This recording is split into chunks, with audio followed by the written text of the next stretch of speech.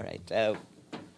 We're very fortunate to have with us here Martin Griffiths, the Undersecretary General for Humanitarian Affairs and Emergency Relief Coordinator, who briefed the member states just earlier this morning. Mr. Griffiths. Thank you so much. Let me turn this off, I think. Thanks, Farhan. Thank you for this opportunity. I have a sort of number of points I wanted to make, and then, should I go here? Yeah, maybe go into that one. Yeah. That's the one that's got the... Hello? Yeah. That's the one that's got the juice. That's the one that's good. Now, centered. Okay. So I'll just do some of my remarks, and then we can get beyond that. Obviously delighted to be here. It's been quite a week since the signing last Friday of those two agreements in Istanbul by the Secretary General. And I want to speak to the issue of the implementation of the Black Sea Initiative, which was the part of the package that the Secretary General had asked me to lead on, to mediate for the UN. But as I start, I would like to make the point that I have made elsewhere, which is that this particular project, this negotiation project, started when the Secretary General went to Ankara, Moscow, and Kyiv towards the end of April, 3 months ago. And it was entirely his initiative that put so much weight, his own weight, as it were, into pushing for this deal that we saw signed, the two deals that we saw signed on Friday.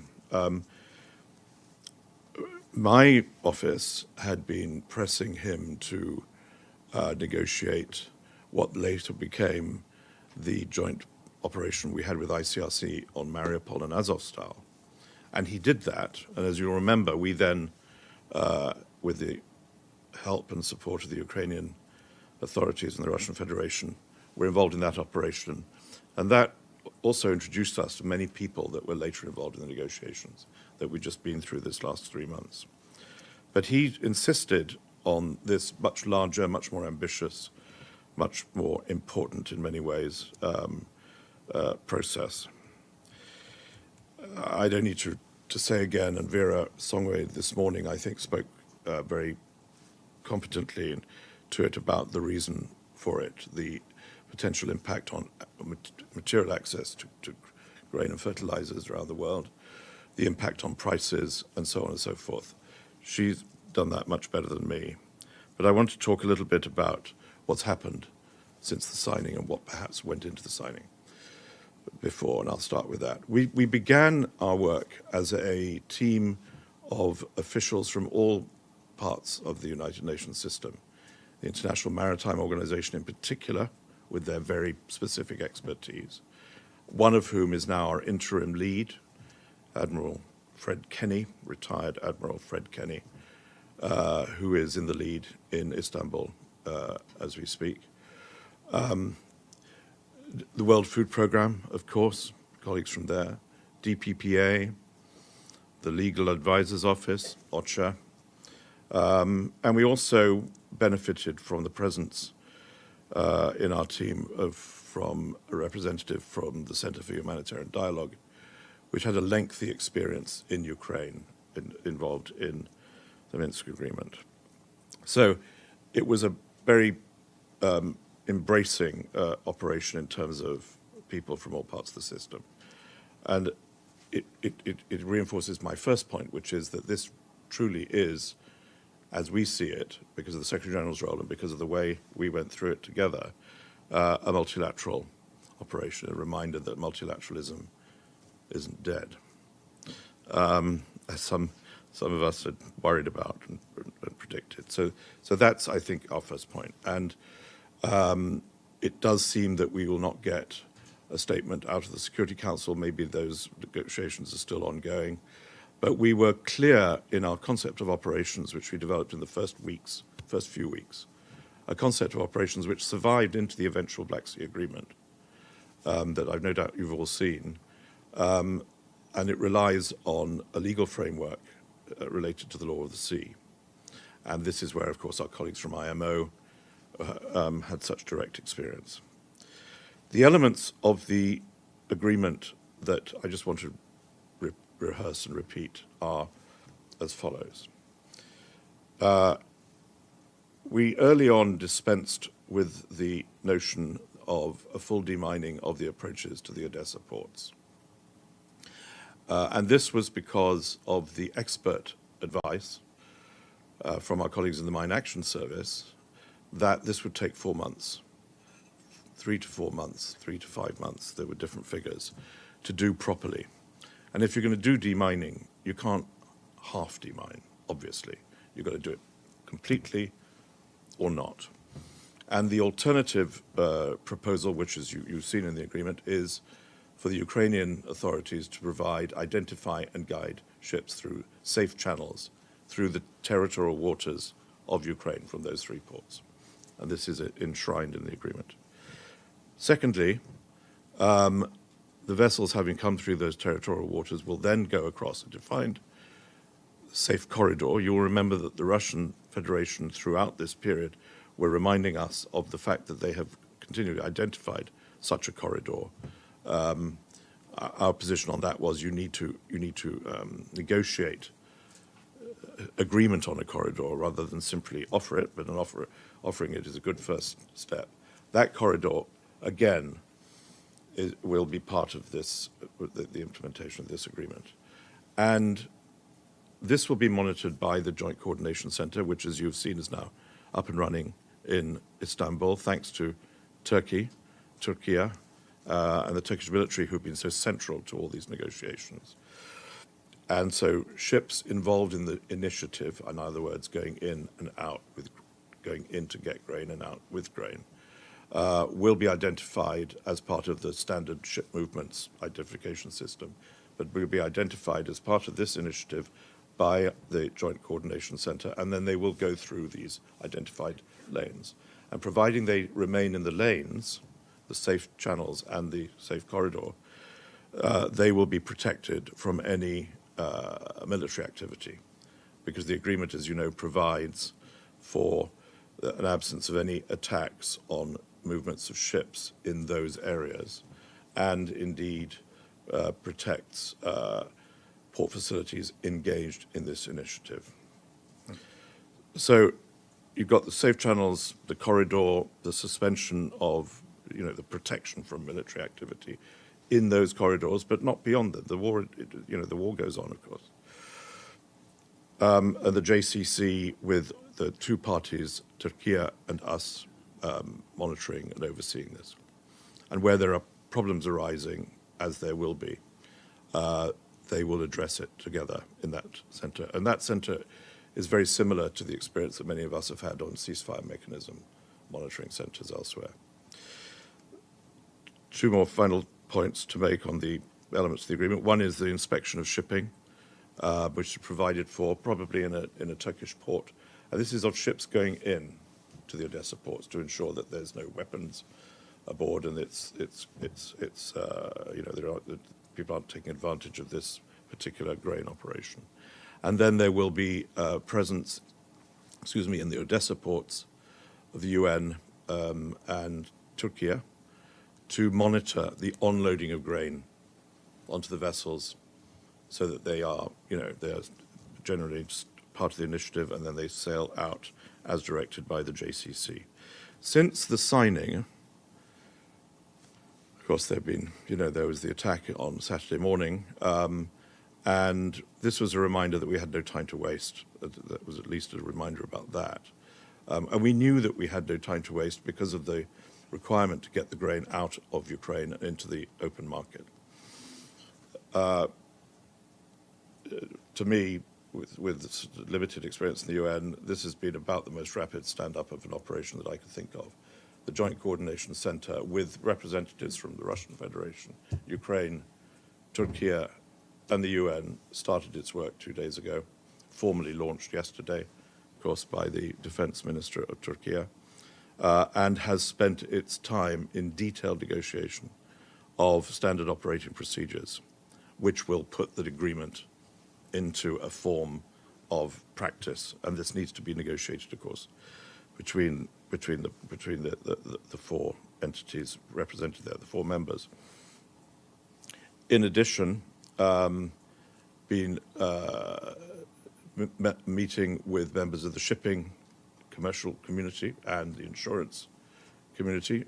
Our colleagues in IMO, Fred Kenny and Pete Adam, had frequent meetings with them as we went through the negotiations, because as Vera Songwe was pointing out this morning, this is as much about price as it is about availability of food. And we continue to be reassured by those two communities, the insurance and the shipping communities, that what we have in mind is a viable operation. But there's a lot of detail that's necessary to share with them, because this is essentially, Black Sea Initiative is a commercial operation. There will, however, be a very large part played by the World Food Programme, who are our sort of integrated partners in this, who will be buying Ukrainian grain for export to the humanitarian market, and they're very active already in being one of the first out of the block. And then finally is getting the thing moving. Getting the procedures is an essential precondition to safe movements of ships. So it's no surprise that we haven't seen a ship move yet. There are, as you know, ships with grain in those Odessa ports ready to leave.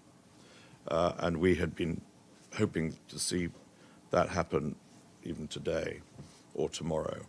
But we can only see that happen safely when those procedures are clear and the parties in the JCC have agreed to those movements, and where exactly is the corridor, and get it absolutely nailed down. So I think we'll see this very quickly. We are seeking to get those ports back to pre-war export levels. That's, I think, roughly 5 million metric tons a month. It's in addition to all the other routes that have been so important, rail, other routes maybe through the Danube. It's a both and, it's not an either or, and that's really important. And what we're hoping to achieve is a joint coordination center with the two parties, and Turkey and us, that will understand the procedures and apply them fairly, and apply them, without obstruction. This is going to be important. In any such arrangement, as in a ceasefire arrangement, building the esprit de corps between the parties is of the highest importance, and is from a standing start. I would say that the negotiations that we have been intensely involved, particularly in the last couple of weeks. The negotiations went right up to Thursday night, finalizing the agreement. There was a lot of very constructive, helpful negotiations between those two parties. But I don't think I've had experience of an agreement like this one, in which two warring parties, still very much at war, of course, understandably, have come together for an agreement which is not about ending the war, like a ceasefire often is, and therefore puts the parties in a different place. This isn't about ending the war. This is an agreement which continues despite the war, and in which the two parties sitting in that center in Istanbul, enemies still, need to work together to bring to fruition the things that they have agreed to. And as we know, of course, there is the provisions of the operation negotiated so well by Rebecca Greenspan between the Russian Federation and the United Nations. Huge thanks to Turkey. This project started in Ankara when the Secretary General met President Erdogan. And of course, they were together in Istanbul the other day. It's extremely important for us to be sitting in that center with Turkey and their military. And they have done a lot of the negotiations throughout this 3 months period. And we've been very closely involved with them. Thank you. For questions? Yeah, Edie. Thank you very much, Mr. Griffiths, on behalf of the United Nations Correspondents Association. Thank you so much for doing this agreement and I'm sure we all appreciate the important role that you yourself played in reaching this deal. Just one follow-up on what you said. You seem to indicate that there were only going to be inspections in Turkey of ships going in, not leaving, and that something was going to happen in Odessa. What about the other two ports? Could you just clarify that for us? My question is,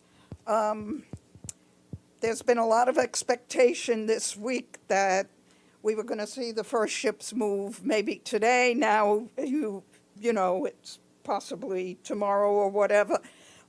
Could you elaborate a little more on the procedural issues that are holding this up?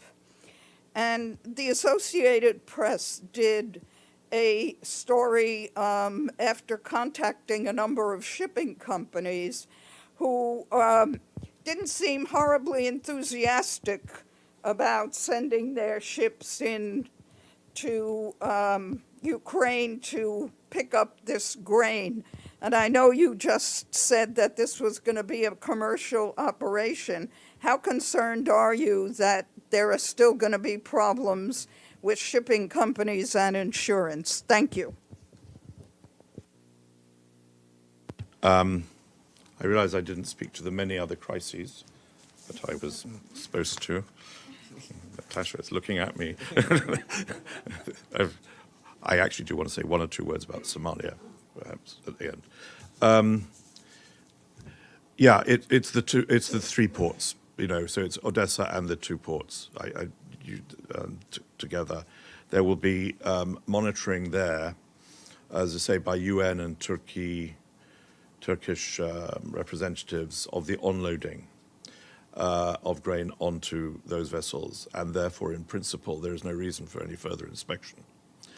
If, however, and the agreement does provide for this, if, however, any of those ships going out now, exporting from the Odessa ports out to the world, if they do not stick to the agreed plan, they drift outside the lanes or whatever, or if they, you know, make contact with other ships, then there is a provision for a response by the project, by the JCC, for any inspection to make sure that there's nothing untoward going on.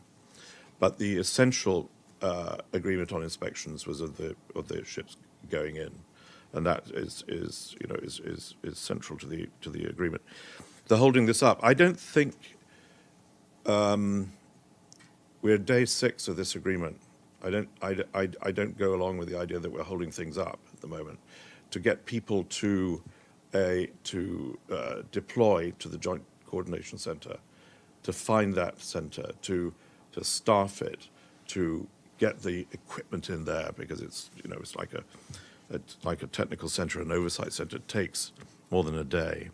And here's the point, Edie, I think, and it goes a little bit to your point about the commercial sector. If ships move without the right procedures to approving those movements, then they are at risk. And a commercial sector would be right not to wish to move. So we need to get those procedures finalized. And it has to do with, just to give you an illustration, it has to do with what are the exact coordinates of the channels, right? There's a general reference in the agreement. We need exact coordinate of the channels. How will we have fulfilled our obligation to monitor the onloading of those ships, given the fact those ships have grain in them already? So that while there is an absolute priority for humanitarian reasons alone for those ships to move, and the fact that there are those many ships now ready, you know, with grain, ready to go, we still need to make sure they're going to make safe passage. Because if there was a first ship and it did not make a safe passage, then we would have a hold-up. My information on the commercial viability of it, from colleagues in Istanbul is consistently that, no, there is an appetite for this. And there is at a reasonable price. That's the insurance. And that's what came across in the meeting held on Wednesday, yesterday, indeed, virtual meeting in Istanbul of these sectors. But, we'll see. We'll see. James? James Bays, Al Jazeera. Like Edie, I have a quick follow-up and then a question. The follow-up is on your mention of the attack in Odessa. What was your reaction when you heard about that? And Mr. Lavrov says it's not covered by the agreement and we're allowed to attack the port in Odessa. Could you just clarify that for us, what the UN's position is? And my question is about the relief you can give to people around the world. You mentioned Somalia a short time ago and other countries.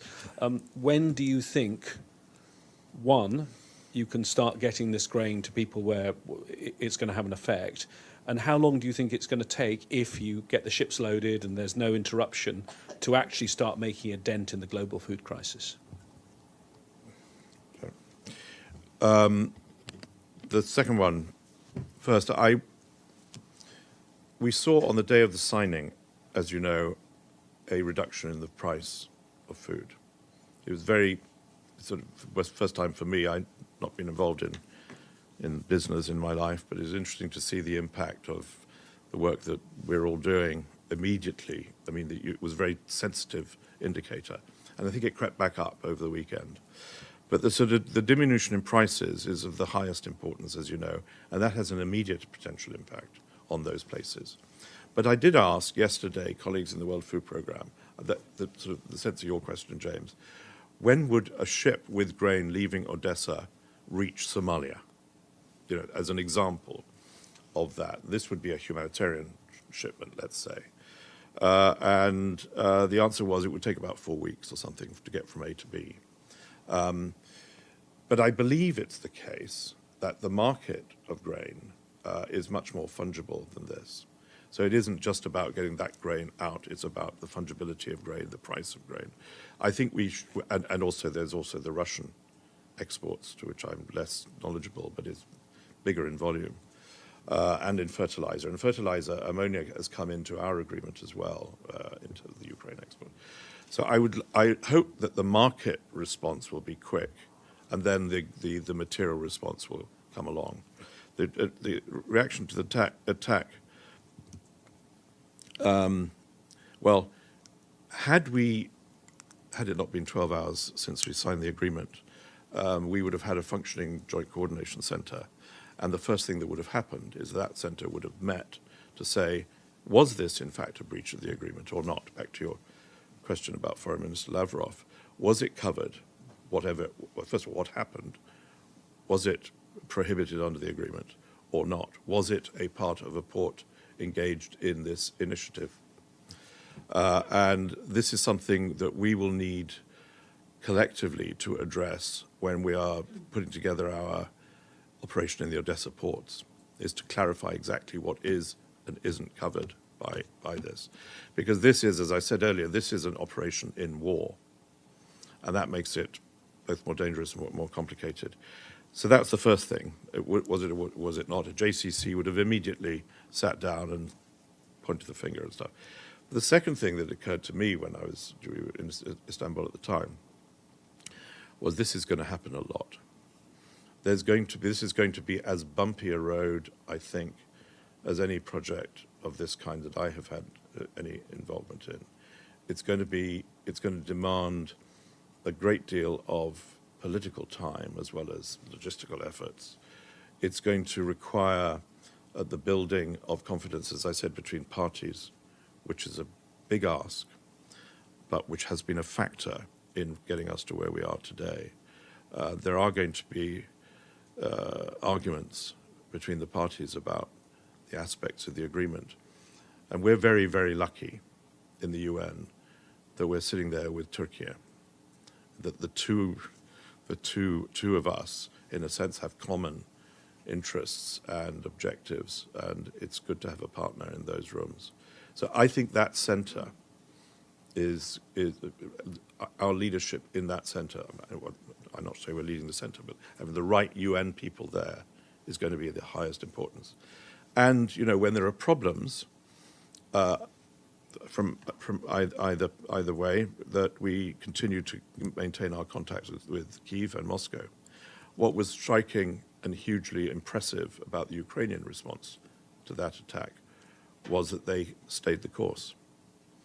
And they said, we're going to continue to do this. And I really want to give my credit, obviously, to President Zelensky on that, but also to Alexander Kubrakov, who signed the agreement, the Infrastructure and Transport Minister, who has been our interlocutor throughout, who's really an exceptional talent. To steer your way through those kind of discussions in Kyiv on that morning could not have been easy. Michelle? Thanks, Mr. Griffiths. Michelle Nichols from Reuters. Thanks for coming to speak to us. We've wanted to speak to you for quite some time. A couple of follow-ups. You spoke this morning as well about, and just now, about the standard operating procedures that are being worked out at the moment. Are you coming across any potential big hurdles with that? When can we expect that to be agreed? And is there any possibility that, as some of my colleagues understand it, some of these first couple of ships that might move, one or two or maybe all of them are Turkey flagged, is there a possibility they might move before the SOP is agreed, just to show that this can be done? And then how long does the insurers and the shippers, how long do they need to then be able to get their operations going once the SOP is agreed? And do you foresee any problems with fuel, crews, those kind of issues in Ukraine? Thanks. I'm not in the Joint Coordination Centre, so your question about would Turkey sail early is a good one. We thought in our negotiations that might happen. I doubt it, because I think the Turkish shippers would be equally interested in the guarantee of safety that comes with the application of those agreed procedures, and that's taken time. There's no particular, answering the first part of your question, Michelle, there's nothing particular that we are running up against of great difficulty. But the people in the room there, and they're all in that same room together. They're getting to know each other at the same time as dealing with quite specific issues. For example, which are not easy or obvious. For example, what is the area of protection against military attack? What's the length and width of it, and so forth. It's not easy. You have to come up with a clear idea and a reason for it's going to be this and not that. But I don't think we've got killing issues yet. Well, that's encouraging. There are Turkish ships there. There are non-Turkish ships there also with grain sitting in them, waiting to go. One of the ones that we had hoped to see first out of the block was it was not a Turkish ship. In fact, it was others. But in a way, there is, of course, a sort of a political moment, isn't there? Who's first out? But from the UN point of view, it doesn't matter. It would be better if the ship, whichever it was, went to somewhere in real need. And that is something that we have been discussing with the ship owners. We don't see any scale likely to happen. It goes back to Edie's question in a way, without our procedures being clear, understood by the commercial sector, and the system moving. They know what to do. We also have an obligation, I think, have an obligation to report publicly and internationally, I think, on movements, tonnages, plans. Will we get, how much are we likely to get out of Ukraine by the time the harvest really comes in, which is soon now? What will we get out by October, and so forth? We're going to have to develop with our people on the ground there a sort of a protocol for briefing. And it should include, and we're already talking about this with WFP, it should include, from the UN point of view, the aspect of the humanitarian impact. How much of this is going to, Central African Republic or Southern Sudan? Because famine is a huge issue for us this year. Yeah, that's just a quick follow-up, actually. Is a lot of this grain that's ready to go, is it already contracted to be sold? Like, how do you know it is going to get to the right countries? Well, it's a commercial operation, and so it isn't a humanitarian operation. And that was a deliberate decision, that a commercial operation is a better way to make the thing work than to have it fronted by humanitarian priorities. But although WFP is a big operation, and they will do that. But we obviously want priorities to go to people who are facing the kind of privation and potential famine that we're seeing in particularly 17 districts, is it, of Somalia, where you have people in famine-like conditions. Thank God for the American generosity, the US generosity. In these recent days, Samantha Power was in the region, over $1 billion going into the Horn. It's too late for many people. And for us in Ocha, back in my day job, this is the story. This Horn is the story, and we have to get there and get the prices right, get the aid money right, get the capacity to respond right. 17 districts with I can't remember the numbers, but it's in my briefing. People at risk of famine. We haven't seen anything like that for 40 years in that region. Thank you, sir. Ben Schwinghammer with the German press agency. I wonder, it's actually just a follow-up to Michelle. I wonder if you could lay out with a bit more detail how the decision-making process in the JCC is happening. Are the representatives of Russia and Ukraine talking directly with each other, or will your staff and the Turkey staff be a buffer? All together. We have photographs of them all together in the same room. Equally, equal rights kind of thing. And that's how it's got to work. And as I say, we know that from direct experience in, Syria ceasefire management, for example. We've really got a lot of experience in that. Some key people in the Russian Federation who have that direct experience from Syria and who were very helpful to us in the negotiations to understand, because they knew the concept. So you have those four with different roles, right? Turkey and UN, obviously a different role to the parties. But we need to agree on key issues. But there's also procedures like the need to address, do you have a veto if one person says this and that? Ideally not. That's not the habit in a ceasefire monitoring mechanism. That's the kind of thing that needs to be thrashed out. It's got to be done clearly and quickly. And most of the people in that room are military.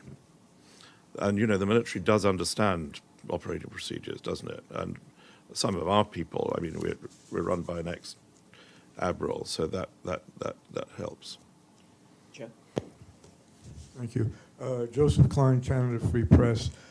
Two quick questions on the agreement itself and then the negotiating process. Does the agreement, the Black Sea Initiative agreement, have a sunset clause, or does it continue to roll on as long as there's determination that there's grain that is available that needs to get out to where it's needed? You brought up the veto issue. Was there any dispute resolution mechanism discussed or incorporated in the agreement itself? And whatever that mechanism may be, or if there's going to be one incorporated in these operating procedures, is a contemplation that it would be binding on the parties? And in the negotiation process, since you said this is a commercial operation, to what degree was there consultation and hopefully obtaining some level of commitments from shippers and insurance companies in advance of the final signing of the agreement, so that everyone would have a sense as to whether this is going to be able to quickly take off? Thank you. Thank you. Taking the last one first, yes. Right at the beginning of the 3 months, we had 2 people seconded from International Maritime Organization, whose job in that organization was dealing on a daily basis with the shipping community, the Lloyd's War Risks Committee and so forth. And they kept in touch with them throughout. And that was obviously incredibly important because we needed to have the elements and the proposals in place or being considered that would lead to a commercially viable operation. And we needed to keep checking with them. If this happens, is that okay? Will that work with you? Will safe channels be sufficient? Will safe channels with guidance by search and rescue tugs and pilots from Ukraine, is that an added need, and so forth? So those contacts have been throughout the negotiation and largely reassuring. But then, as you know, as I was saying with Edie, let's see the implementation. But in that regard, the meeting that was held, very large meeting yesterday morning in Istanbul by, again, our team with the shipping sectors, and I've seen some of it, was very detailed about what was needed and what the procedures will include will be how do commercial operators clock into the JCC process and so forth. So I have to see that. The sunset clause, the agreement reached between the Russian Federation and the UN negotiated by Rebecca Greenspan, is for 3 years. I think I'm right in saying it's for 3 years. Ours, as it were, the Black Sea one, is for 120 days. The MOU signed for a 3-year period also includes, I think, a reference to, which was the Russian Federation wanted to include, and it was very useful, a reference to Russia continuing to facilitate the export of grains from Ukraine. So we have a slightly different sort of timing, but it's 120 days renewable. We aren't going to finish the work on this Black Sea grain export until the war is over. I think that sort of speaks for itself, doesn't it? So we are planning to go as long as it takes, and we are hopefully going to recruit people to deploy them for as long as it takes. But there's a formal, a bit like the Syria resolution, there's a formal requirement to renew every 120 days. And because the two agreements are a single package, the two agreements live and die together. Binding the parties, binding in the sense of an agreement made around the table, but this isn't arbitration. This is a voluntary agreement, just like every ceasefire that I've had anything to do with is a voluntary agreement. And parties stick with it because they have an interest, and parties stick with it because, of course, the pronouncements of, in our case, the JCC will become public. But if the parties don't have an interest, they walk, don't they? I think one of the very important things the Secretary General did right at the beginning of this negotiation was to insist on a single package. We know that the world needs the export of Russian grains and fertilizers. They're not sanctioned. There was no sanctions relief involved in the Rebecca Greenspan negotiation, but removing impediments is crucial to getting those out, and that's a very important part of the single package. And I think it will speak to the fact that we should be able to make this work together. Let's see. Gregory?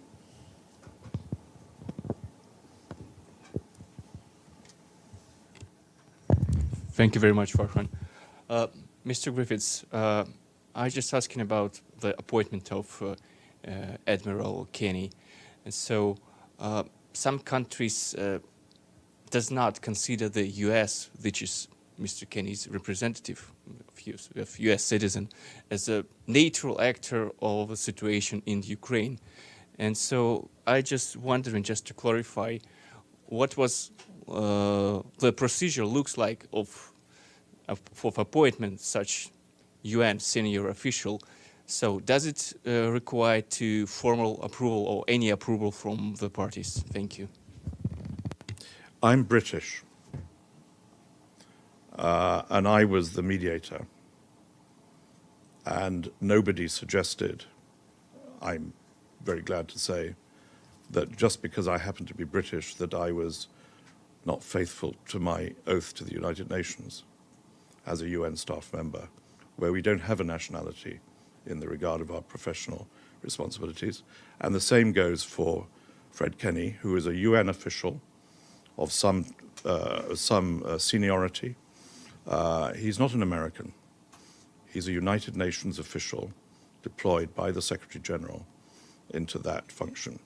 I would be astonished, really would be astonished, if anybody was making complaints about the nationalities of UN staff. I know this happens elsewhere, but the UN holds firm to the integrity of our international officials. Thank you, Farhan. Thank you for the briefing. My name is Ibtisam Azim from Al Arabi Al Jadid newspaper. So I have first a follow-up. Hi. I have first a follow-up question on what you said regarding the movement of ships. So just to clarify, so the ships will not move unless they have the green light from the GCC in coordination with your people on the ground on Odessa port from the UN and the Turkish authorities. Am I correct understanding that?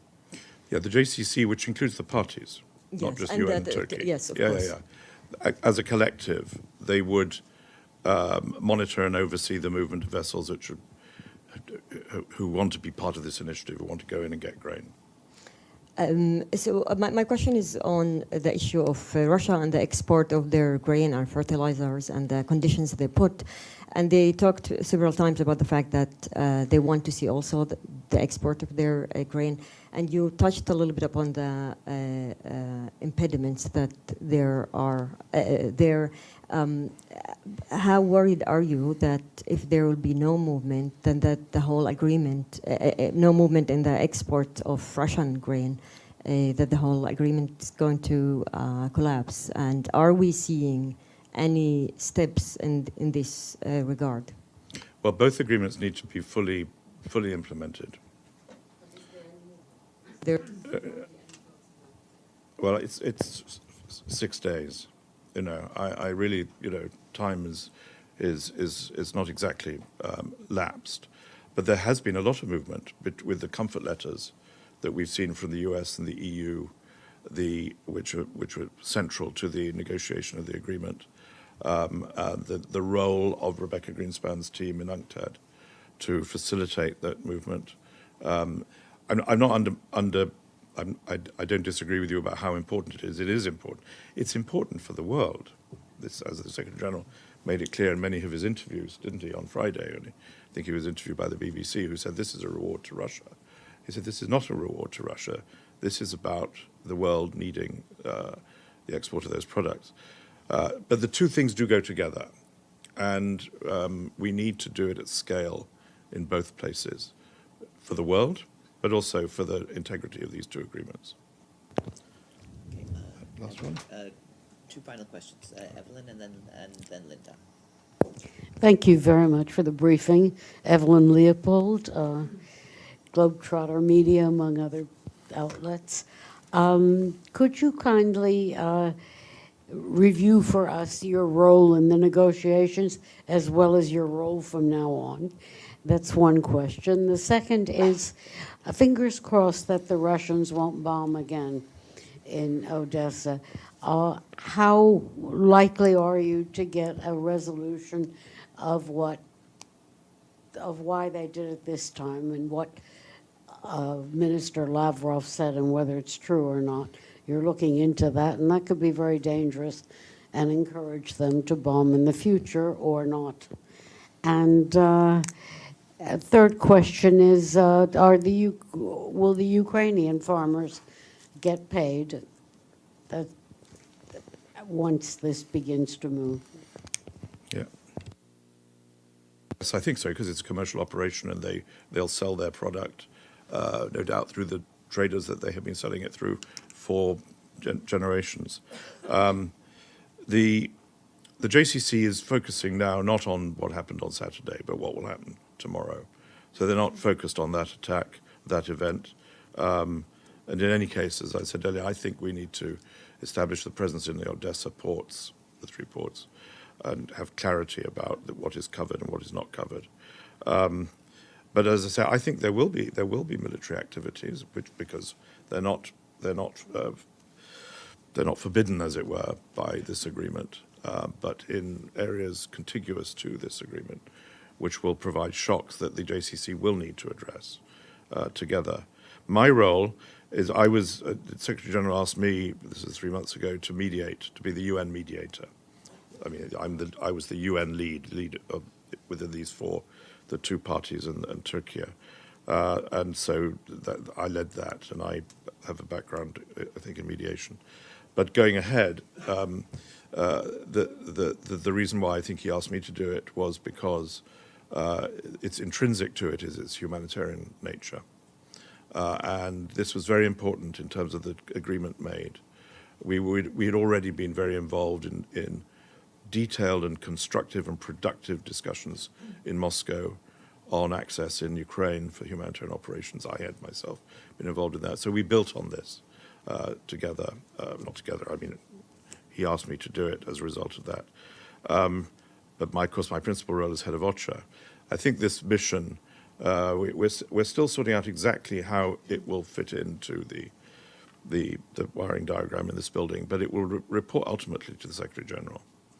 And I know from working with him these many days and weeks, he ain't going away. He should have his holiday first, maybe, but he's on it day and night, isn't he? He's technically having a holiday. He's technically having a holiday. I wish he would. As we speak. Please sleep. Linda. That's one. Thanks, Farhan. Mr. Griffiths, I was wondering if you could just clarify a little bit. Earlier in your opening, I believe you said something to the effect that it would take 3 months to 4 months to 5 months, depending on different assessments, for the mines to be properly removed. And I guess the operative word is properly. Can you just expand on that in terms of what that really means in terms of shipping, getting the weed out? And are there any other countries who might be brought in who have expertise to help with this? There's the notion at the beginning of this negotiation was there were a lot of member states saying they'll go and do demining for the Ukrainians. I think these are useful offers, but we soon discovered that if you really want to get rid of all the mines in that area, the territorial waters of Ukraine outside those ports, all of that. They're both Russian mines and Ukrainian mines, of course. You need to get rid of them all. If you're going to declare an area mine-free, you better be damn sure that it's mine-free. And that's why our experts in the Mine Action Service said to us right at the beginning, they said, this is too long a process to be practicable. But there is an alternative. And we had a lot of discussions in those first 6 weeks, perhaps, of the negotiation about whether this alternative that is now in the agreement was sufficiently safe. It's essential that the safe channels are identified clearly by, of course, the Ukrainian authorities. They're responsible for making sure that security in those waters is adequate. But we are overseeing that. We, the JCC, are overseeing that. Last one. Do you have any? Do you have a chance for a little bit more? Not much. I think we need to go. Okay. No. Why don't you both ask one after the other, and you can take them both. First you, and then Ephraim after you. Thank you. Thanks, Farhan. Mr. Griffith, till now the Security Council couldn't agree on statement welcoming a Green Deal. How that can affect the deal, and what is your message to the Security Council members in order to give at least a moral push or a moral support to this agreement? Thank you. And then Ephraim. Kusaifi with Arab News. General question on the humanitarian response in Ukraine. Since the beginning of the war, UN humanitarians have been praising the generosity of Western governments and in the same breath lamenting the double standard and discrimination displayed by those same governments towards Syria, Yemen, and all the other crises. We're still seeing African migrants also being treated differently in some European countries. And my question to you is how much is the situation and the humanitarian response in Ukraine taking away from the focus on these other crises, and how in your day-to-day work do you deal with this double standard and discrimination? What do you tell the leaders in Europe, and just how do you deal with it? How do you tackle it? Thank you. I've been in my job for a year now, and I started with Tigray, and then our time was taken over by Afghanistan, and then by Ukraine. This is not, what I'm trying to say is this is not new, the idea that there's a limited bandwidth of attention internationally. Ukraine didn't write the book on this, although it's certainly been an extraordinarily driven crisis for us, and in the humanitarian community, standing up from zero a humanitarian operation throughout Ukraine was a big ask. And I think we got there in due course. So the attention cycle of the international community is really, really limited to the topic du jour. And Ukraine has occupied that position understandably. I don't think that's double standard. I think that's understandable. We worried, to your question, about funding, because we were worrying throughout whether the member states who provide humanitarian funding would have less money to give to Yemen and Syria and Afghanistan and places. And the evidence on that is still a little bit at odds. Certainly in the first weeks of the Ukraine war, most donors protected the funding that they had available, they already had available for non-Ukraine conflicts. As time went on, we begin to see, I think, that is eroding because of the extent of the it's not just donor funding, but member states funding at different aspects of in terms of the war in Ukraine. So we do worry. We do worry. I never refer to it as double standards, but I do worry about whether the attention is sufficient and the priority is sufficient for people elsewhere. I spent the last 3 years on Yemen. You know, Yemen